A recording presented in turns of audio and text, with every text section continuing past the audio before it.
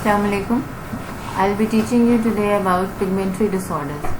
Today's lecture is not that much important from your exam point of view, but some MCQs might come from it. In it we'll be discussing about vitiligo, melasma, and I'll be talking about even alopecia, that is hair loss. Now basically, what is normal skin color? It is a composition of a mixture of four biochromes, namely reduced hemoglobin, which gives the blue color, oxyhemoglobin, which gives the red color, carotenoids, yellow, exogenous from diet, and melanin, brown.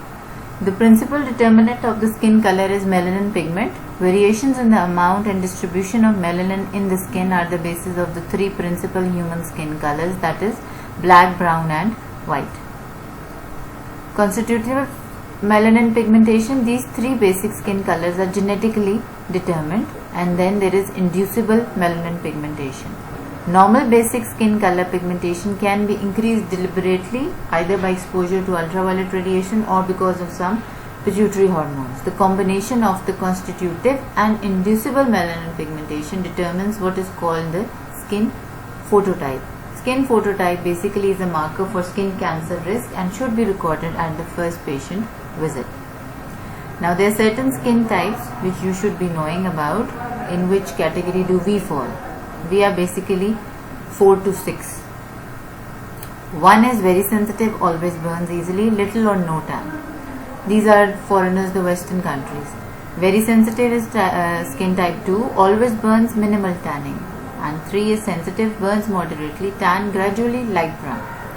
4, moderately sensitive, burn minimally, tan easily, brown.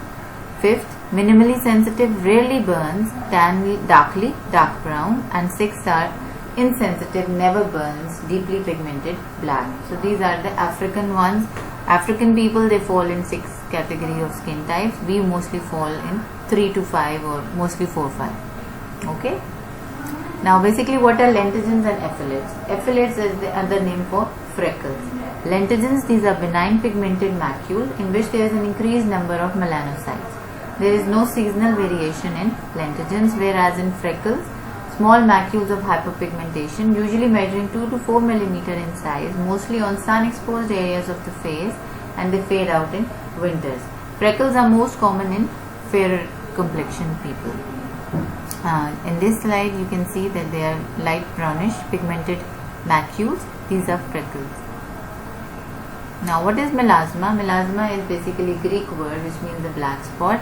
It is an acquired light or dark brown hyperpigmentation that occurs in the exposed areas, most often on the face, and results from exposure to sunlight. The synonym for it is also chloasma, which is Greek word which means a green spot. It is also known as mask of pregnancy. It mostly affects the young adults. Females are more prone to it as compared to males. Melasma is more apparent or more frequent in persons with brown or black constitutive skin color, that is our skin color. Predisposing factors. It is very common among persons with constitutive brown skin color who are taking contraceptive regimes, who live in sunny areas. Pregnancy causes melasma because of multiparity. It leads to iron deficiency anemia. In menopausal women, as a result of regimes for prevention of osteoporosis using a combination of estrogen and progesterone. Melasma does not appear in those women who are given estrogen replacement treatment but without progesterone. In patients on diphenylbutadiene after sun exposure. Duration of lesion pigmentation usually evolves quite rapidly over weeks, particularly after exposure to sunlight. Now regarding the skin lesions, basically these are macular hyperpigmentation of the face, hue and intensity depending largely on the skin phototype of the patient, light or dark brown or even black. Color is usually uniform, but it may be splotchy. Mostly it is symmetrical, and lesions may have a serrated, irregular or geographic borders, 2/3 on central part of the face, that is cheeks, forehead, nose, upper lip and chin. These are all the photo-exposed areas of the face. A smaller percentage on the malar or mandibular areas. Occasionally, the dorso of the forearms may be also involved. Woodlamp examination, it shows a marked accentuation of the hyperpigmented macules. Okay. Now, as you can see, there is hyperpigmented patches are present on the malar area. Now, what is the significance? While this is a strictly cosmetic problem, it is very disturbing to both males and females, obviously, especially persons with brown skin color and good tanning capacity. Regarding its course and prognosis, it may disappear spontaneously over a period of months after delivery or after cessation of the contraceptive hormones which someone is taking. Melasma may or may not return with each subsequent pregnancy. Now, regarding the treatment, mostly topical treatment is required for it, and that is hydroquinone 3% or 4% cream or solution, azelaic acid, a combination of fluocinolone, that is steroid, hydroquinone, that is bleaching agent, and tretinoin, that is retinoid, is mostly used. Hydroquinone cream can also be compounded with simple retinoid as well, or glycolic acid.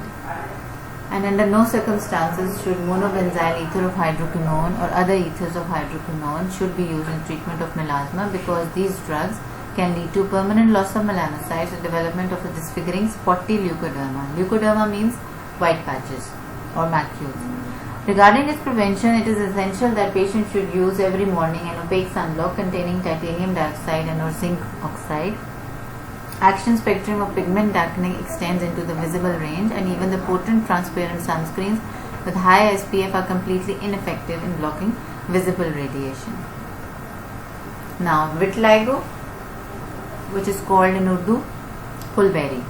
Melasma is called in Urdu chaiya. Okay, now regarding vitiligo, it is a major psychological problem for brown or black persons, that is for our races, resulting in severe difficulties in social adjustment. A chronic disorder with multifactional predisposition and triggering factors is called vitiligo. It is equal in both sexes. Predominant in women likely reflects the greater concern of women about their cosmetic appearance. Age of onset, it may begin at any age, but in 50% of cases it begins between the ages of 10 and 30 years. A few cases have been reported at the time of birth. Onset in old age also occurs, but it is relatively unusual. All races can be affected. Vitiligo has a genetic background. Greater than 30% of affected individuals have reported vitiligo in a parent, sibling or child, and even vitiligo in identical twins has been reported. Transmission is mostly polygenic with variable expression. The risk of vitiligo for children of affected individuals is unknown, but it may be less than 10%. Individuals from families with an increased prevalence of thyroid disease, diabetes mellitus, appear to be at increased risk of development of vitiligo. Now, regarding its pathogenesis, three principal theories have been presented about the mechanism of the destruction of melanocytes in it. Autoimmune theory holds that selected melanocytes are destroyed by certain lymphocytes that have somehow been activated. Neurogenic hypothesis is based on an interaction of melanocytes and the nerve cells. The self-destruct hypothesis, it suggests that melanocytes are destroyed by toxic substances formed as part of normal melanin biosynthesis. Regarding the clinical manifestations, sometimes the patient may attribute starting of vitiligo to physical trauma, where vitiligo appears at the site of trauma, which is called Koebner phenomena, some illness, emotional stress, onset after the death of a relative or after severe physical injury, or sometimes a sunburn reaction may precipitate vitiligo.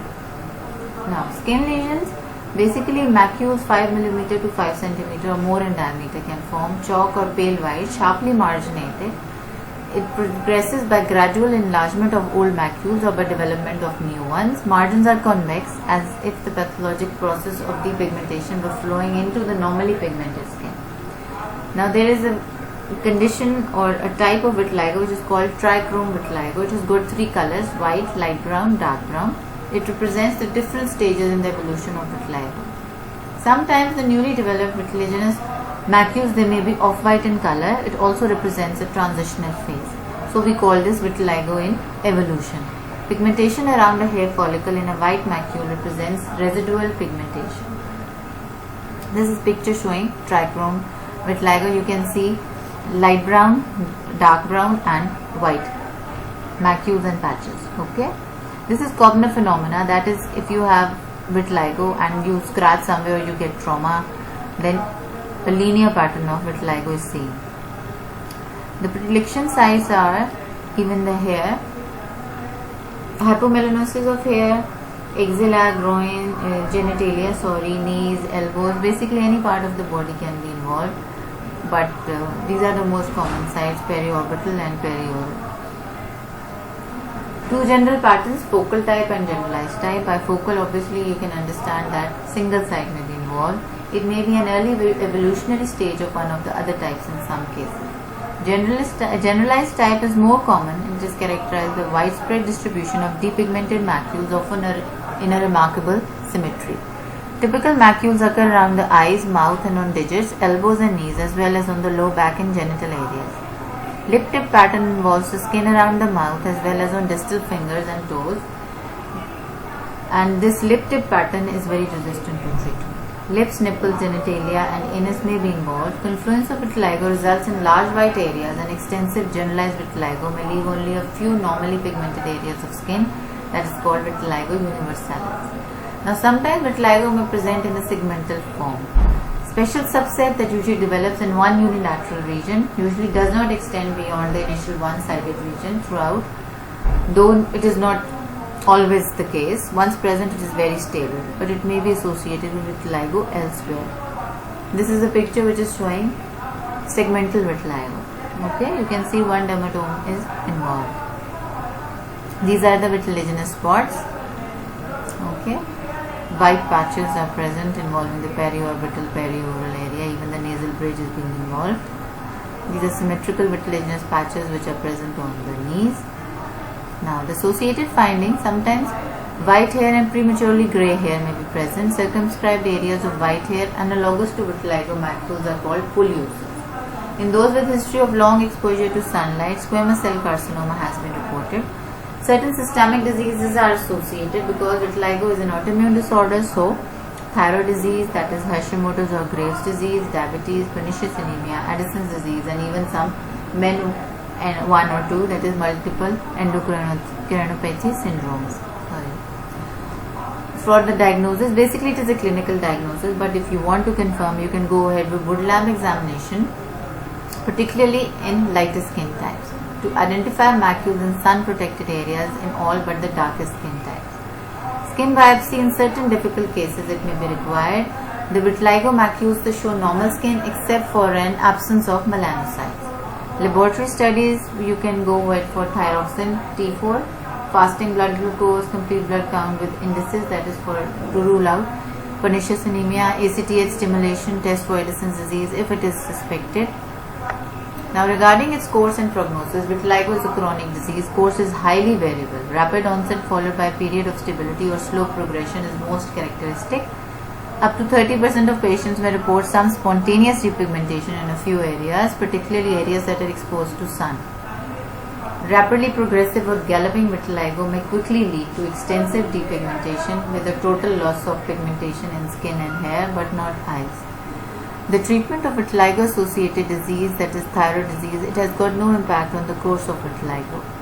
Now regarding the management, there are some sunscreens which can be used. Dual objective of sunscreens are protection of involved skin from acute sunburn reaction, because you know as function of melanin is to give sun protection as well. So if there are no melanocytes, then obviously you are more prone to sunburn. And limitation of tanning of normally pigmented skin. Sunscreens with a sun protection factor of greater than 30 are more than reasonable for that. Cosmetic cover-up, obviously it can be used. So-called self-tanning agents which contain dihydroxyacetone are available in a number of formulations. For repigmentation, the permanent return of normal melanin pigmentation is the objective. Topical glucocorticoids, mostly given in a regime of 4 weeks on and 2 weeks off. Topical class 1 glucocorticoid ointment is practical. But if there is no response in 2 months, it is less likely that it will benefit the patient.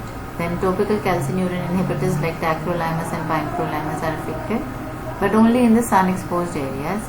But it is more effective when it is combined with UVB or excimer laser therapy. Now, another therapy is topical photochemotherapy, that is topical 8-methoxysorolin and ultraviolet A radiation. And this procedure or therapy should be done only for small macules, only by experienced physicians, and also you have to inform the patient. As with oral sorolins, it may require greater than or equal to 15 treatments to initiate the response, and many times more sessions may be needed to finish it. Then there is systemic photochemotherapy. For more widespread vitiligo, oral PUVA is more practical. Oral PUVA may be done using sunlight in summer or in areas with year-round sunlight, that is 5-methoxysorolin, or with artificial UVA. Response to PUVA is signaled by the appearance of tiny, usually follicular macules of pigmentation, and when it happens, it is a good prognostic sign. Oral PUVA photochemotherapy with either 8-methoxysorolin or 5-methoxysorolin is up to 85% effective in greater than 70% of the patients with vitiligo of the head, neck, upper arms and legs. At least 1 year of treatment is required to achieve this result. Narrowband UVB, that is having a wavelength of 311 nanometer, is also effective. It is the treatment of choice in children less than 6 years of age. Now this is a picture which is showing the vitiligo repigmentation. You can see the follicular pigmentation is returning in this vitillaginous patch, which is a good prognostic sign for the patient. Then examer laser can be used as well. Best results on the face. Then mini grafting, autologous grafts or suction blister grafts can be used. PUVA may be required after the procedure to unify the color between the graft sites. But as you see that in this case cognerization occurs, so cognerization in the donor side, it can be a risk factor. Then depigmentation is that one skin color in patients with extensive vitiligo or in those who have failed all the other treatment options. For this we use bleaching, that is bleaching of the normally pigmented skin with monobenzyl ether of hydroquinone. It causes a permanent irreversible process of depigmentation. Success rate is greater than 90%. Okay, but obviously the patient then becomes more prone to sunburn from it. Okay, for obvious reasons, because there is no protection from melanocytes, so you are more prone to sunburn and even skin cancers then. Now what is alopecia? Basically it is called the shedding of hair, and it is termed as effluvium or diffluvium. Resulting condition is called alopecia, that is hair loss. Greek word alopecia, which means baldness. Now regarding the hair growth cycle, the active phase is the anagen phase in which the new hair is forming. Then there is catagen phase, you can say that is the resting phase, and then there is telogen in which the hair falls out and new hair starts to form, that is again anagen starts. But if there is an imbalance in this condition, that telogen occurs but no new hair is forming, like anagen phase is not there, anagen telogen imbalance is present, then it will result in alopecia, that is hair loss. Okay. Now regarding the classification of hair loss, it can be either scarring, that is cicatricial, or non-cicatricial, non-scarring. In non-scarring type of alopecia, there will be no clinical signs of tissue inflammation, scarring or atrophy of the skin, whereas all these signs will be present in scarring alopecia. Now regarding the etiology, it can be either diffuse or it can be focal. For diffuse, in cases of non-scarring, failure of follicle production, hair shaft abnormality, abnormality of cycling, that is telogen effluvium and alopecia areata.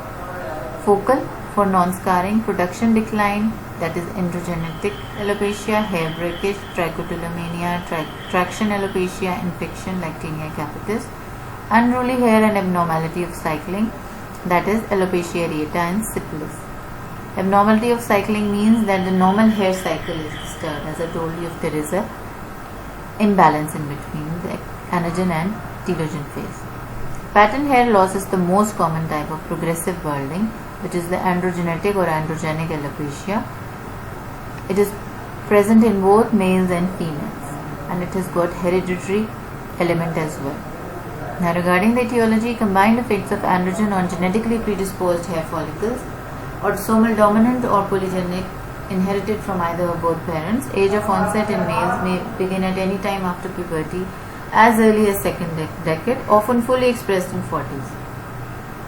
Whereas in females, the good thing is that it occurs in the 6th decade if it is going to happen. So it is more common obviously in males as compared to females.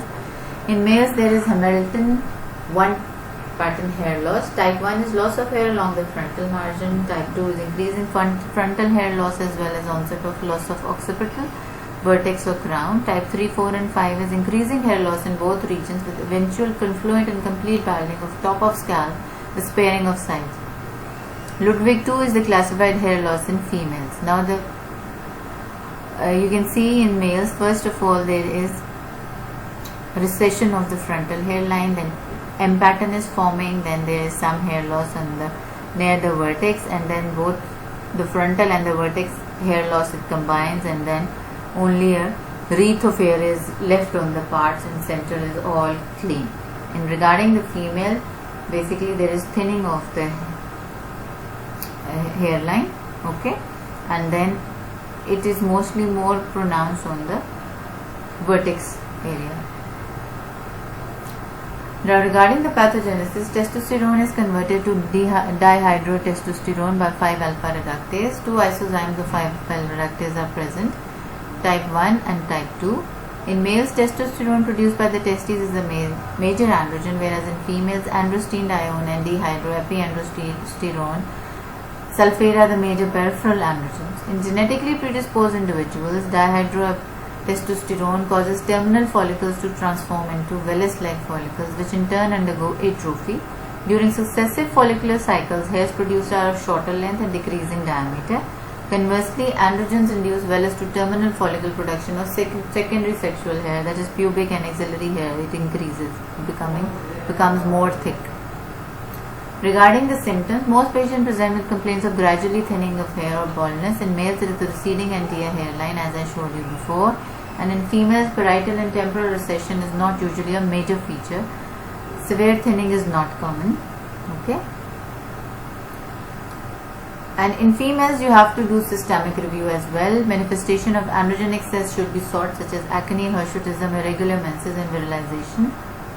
And but mostly the women who present with androgenic alopecia, they are endocrinologically normal. Skin finding, scalp is totally normal. In young women, look for signs of virilization, as I told you before. Sorry. Basically, the hair in areas of pattern hair loss become finer in texture, shorten in length, reduce diameter, and in time the hair becomes from terminal to becomes vellus, and eventually atrophies completely. In males, usually exhibit pattern loss in the frontotemporal and vertex area, and result may be only a rim of residual hair on the lateral and posterior scalp, which is called the Hippocratic wreath, as I told you before. In females, hair loss is far less pronounced, and hair loss is more diffuse in women.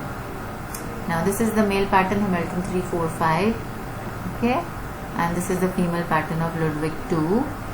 Now regarding the lab diagnosis, basically it is a clinical diagnosis. You can go ahead for trichogram, that is the study of hair.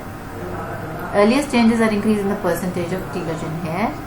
Dermatopathology, abundance of telogen stage follicles is noted. Hormone studies, if you see that there are some other features of virilization present in a female, you can go ahead for testosterone, total and free, and dihydroepiandrosterone sulfate, and even prolactin. Other studies like TSH, T3, T4 should be done, serum iron, ferritin, or TIBC, that is total iron binding capacity, or complete blood count, and ANA, that is anti-nuclear antibody, to rule out SLA associated diffuse hair loss. Now regarding the management, oral finasteride 1 mg per oral daily can be given because it competitively inhibits the type 2 5-alpha reductase, and thus the conversion of testosterone to dihydrotestosterone is inhibited, so that scalp levels of dihydrotestosterone it reduces.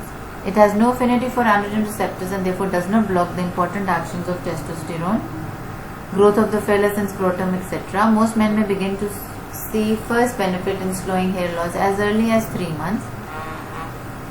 If the drug is stopped, however, the hair that had grown will be lost within 12 months. Topical minoxidil can be used, basically, which is a vasodilator.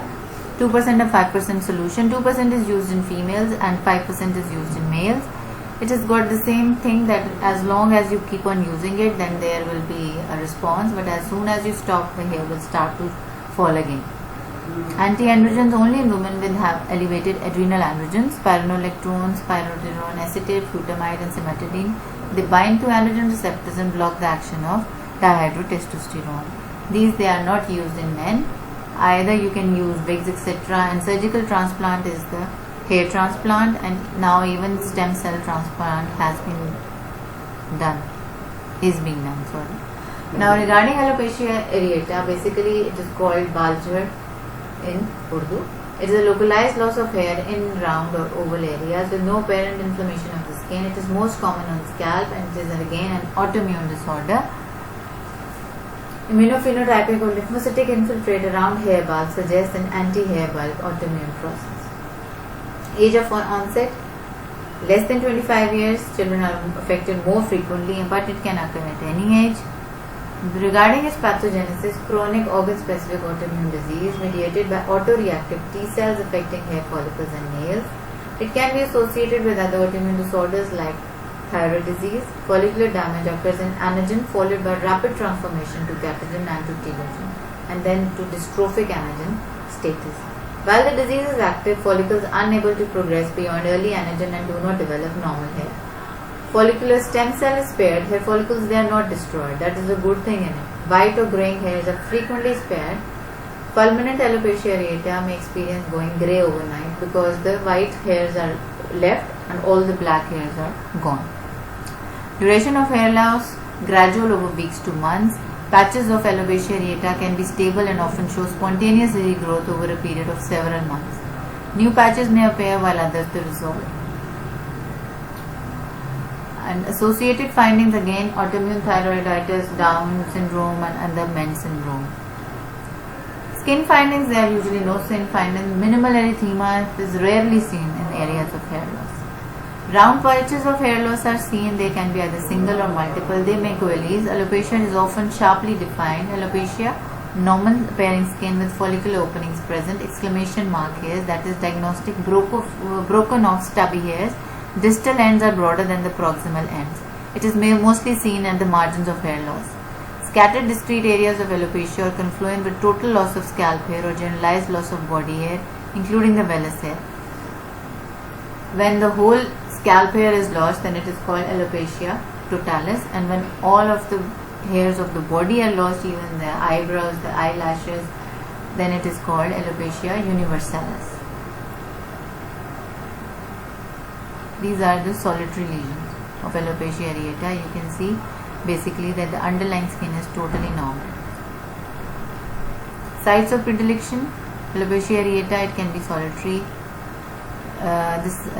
Then totalis, as I told you. Ophiasis is band-like pattern of hair loss over the periphery of scalp. Nails, they may show fine pitting. Motile lunula. Trichonychia, that is rough nails, or onychomedicis, that is separation of nail from the matrix. The sites which are commonly involved, these are all the hair bearing sites: beard, eyebrows, eyelashes, pubic hair.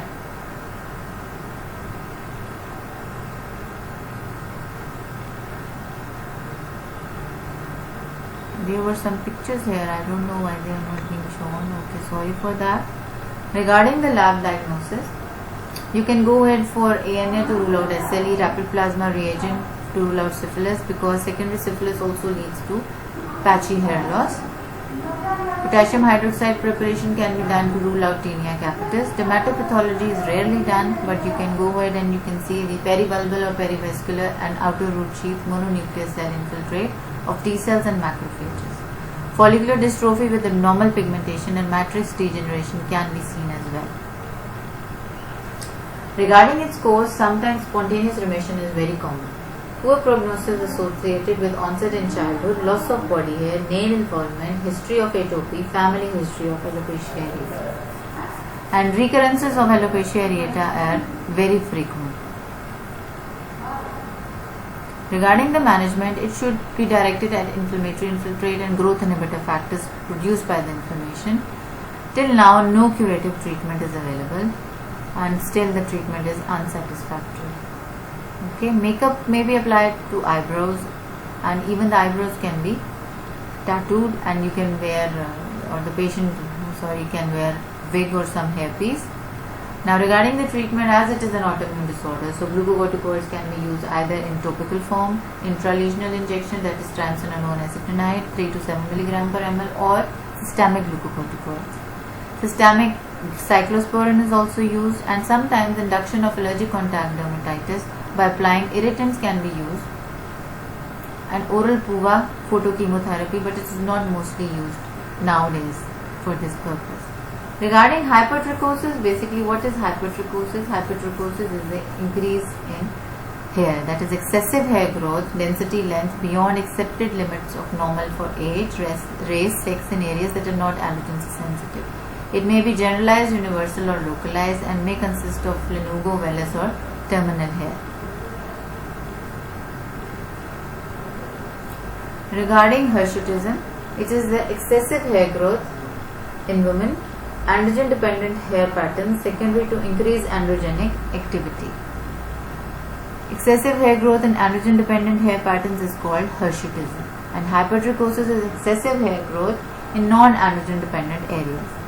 So hirsutism is secondary to increased androgenic activity, varies with culture and racial factors, and obviously the concern of the patient is the manifestation of body dysmorphic syndrome. It is more common in white races as compared to Asians. Etiology, it can be either because of androgen secreting tumors or functional androgen excess like 21 hydroxylase deficiency, Cushing syndrome, polycystic ovarian syndrome. It can be idiopathic or it can be drug induced like cyclosporin can lead to hirsutism.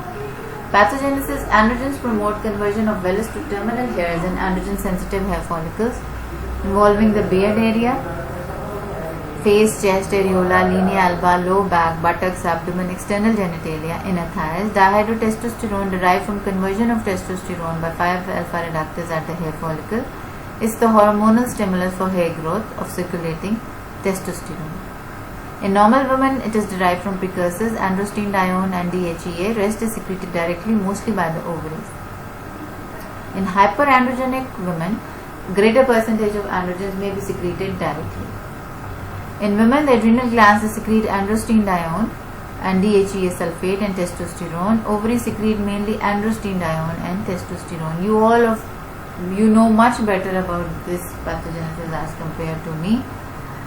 Regarding the clinical manifestations, they can be a family history, they can be drug history. Then you have to rule out virilization symptoms like deepened voice, increased muscle mass, clitoromegaly, acne, weight gain, amenorrhea or changes in menstruation, new onset of hypertension. Now there is a scale for assessing hirsutism, that is Ferryman-Galway scale, rates hair growth in each areas of 11 androgen sensitive areas, which are upper lip, chin, chest, upper back, lower back, upper abdomen, lower abdomen, arm, forearm, thigh, leg. From 0, no hair, to 4. Score of greater than or equal to 8 is considered hirsutism. Now this is picture which is showing hirsutism. Now regarding the lab diagnosis, you can go test for serum testosterone, free testosterone and dehydroepiandrosterone, 17 hydroxyprogesterone, serum prolactin, urinary 17 ketosteroid, oligomenorrhea or amenorrhea if the patient is having, then you can go ahead for FSH, LH and prolactin. Now regarding the treatment, either you can bleach using hydrogen peroxide, temporary removal that is shaving or waxing, chemical that is efluornithine, Depilis vinegar cream, laser epilation, electrolysis. Weight loss may be helpful in obese patients. Obesity increases free testosterone levels by reducing the sex hormone, binding hormone, and contributes to insulin resistance. Endocrinology consultation is very important in cases of Cushing syndrome or some underlying tumor. Systemic anti-androgen therapy like spironolactone, cyproterone acetate or finasteride. Oral contraceptives inhibit androgen synthesis by inhibiting output of gonadotrophin, most effective combined with anti-androgen. Bromocriptine for treatment of prolactinomas. Now these are the multiple choice questions. There are only 4. I did not give any short essay question this time because this lecture is not very important from your exam point of view. Sometimes, rarely an MCQ can come from it. Okay, if there is some issues regarding this lecture, you can ask me. Okay, there are 4 multiple choice questions. Okay.